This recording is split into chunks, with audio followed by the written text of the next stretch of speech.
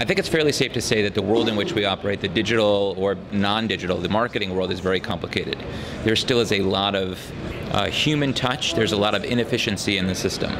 So our automation initiative is not to do away with people. It's not to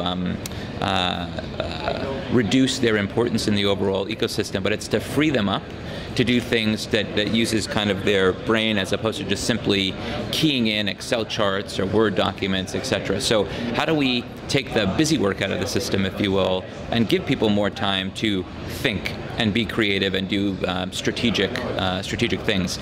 The Barbell strategy, which Tim Armstrong from AOL has talked about, we talk about the same thing. Kind of doubling down on both ends of that spectrum. On one side, kind of technology-enabled, data-infused buying, going to market across channels, and on the other side, high-touch, strategic custom work. And we're actually investing in both of those areas in equal measure. What we're trying to do is the middle part, which we spend a ton of time in today, we're trying to get those to migrate to one of those poles.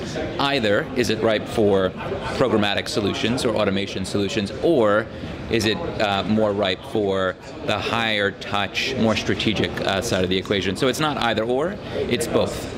I think it's important to say that just because you can do something doesn't mean you should, right? So I think that we as an industry kind of tend to glom onto like the newsroom phenomenon, which is something that we've been talking about for a year at least. Programmatic is another one of those buzzwords. So we're not just jumping on that bandwagon for the sake of jumping on it, but we believe that there are things that happen out in the world, triggers that we should be able to react to in near real time.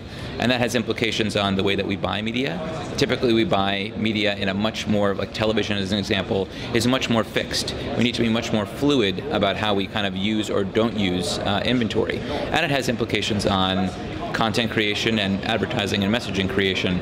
We're doing a couple of pilots now with some companies. As you said, there's no shortage of companies to fill every need in the marketplace to enable us to identify triggers, identify what happens when that trigger is triggered, and what message do we put out into the world. So if it's a sunny day, if it's a rainy day, if the stock market goes up, goes down, gas prices up, down, allergy counts up and down. So there's lots of interesting things depending on the marketer that we need to be able to react to and fill that with something that reacts to the world in which we live.